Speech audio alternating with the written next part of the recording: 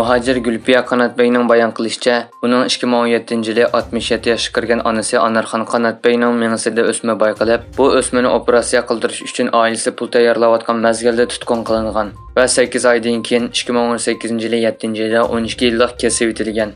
Anarxonning farzandlari doktorxonaning bu vaqtdagi rasmiyatlari va uningdan boshqa yurak, shakar va meni yegilash qatorliq kasallarning diagnozlarini ko'rsatib jazoni sirti to'lashni talab qilgan bo'lsa-mu, soqchilar bu talabga parvo qilmagan.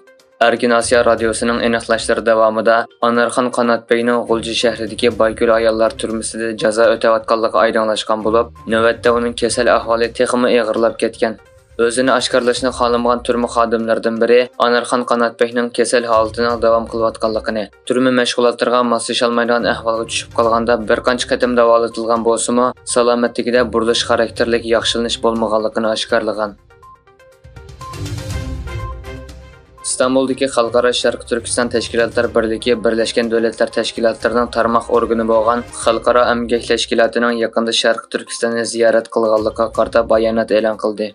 Nikki Asiyaning 4-sentabrdagi xabariga asoslanganda, Xalqaro emgak tashkiloti emgak o'lchimi bo'limining boshlig'i Korina Varga boshchiligidagi bir turkum vakillar Sharq Turkistonni ziyorat qilgan bo'lib, xalqaro taratqulardan yoshirin digidek davomlashgan bu ziyorat Xitoy yerlik taratqular tomonidan dunyo jamoat fikrida shakllangan majburiy emgak va boshqa emgak huquqi dafsandichiligiga qarshi turish fursati deb qaralgan.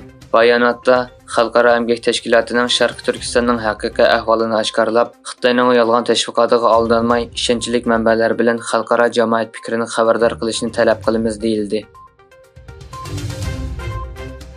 Amerika prezidenti Bayden Iroq sharq safarida Xitoyning yerim o'tkazgich monopolligini oxirlashtirish uchun Vyetnam bilan savdo kelishimi imzoladi. Bayden Vyetnam prezidenti Van Vuton va davlat majlisining boshlig'i Wong Dinho bilan ko'rishgandan keyin Vyetnam ziyoratini oxirlashtirdi. Ikki rahbar savdo va iqtisodiy hamkorlik to'g'risida fikr almashtirib, Vyetnamning yuqori kirimlik davlat saviyasiga yetish plani va pokiz energiya manbasiga o'tish planini muzokara qildi. Bayden yana Osiyo Tinch okean iqtisodiy hamkorlik rahbarlari yig'inida Van Vutonni ko'rishni umid qiladiganligini bildirdi. Shimoliy Koreya rahbari Kim Jong-un epmagan bronik poyezd Rossiya zaminiga kirdi. Kimning Rossiya prezidenti Vladimir Putin bilan ko'rishdiganligi mo'ljallanmoqda. Rossiya taratqulardagi xabarlarga qaraganda, kimni epmagan bronik poyezd atiganda Rossiya chegarasidan o'tib, Iroq Sharq Federatsiya rayonining Promoskiy kraydagi Hasan poyezd stansiyasiga yetib kelgan. Tayvan davlat mudofaa ministrligi Xitoyning Shandong aviamatkasining Tayvanga yaqin atrofda yurish qilayotganligini e'lon qildi.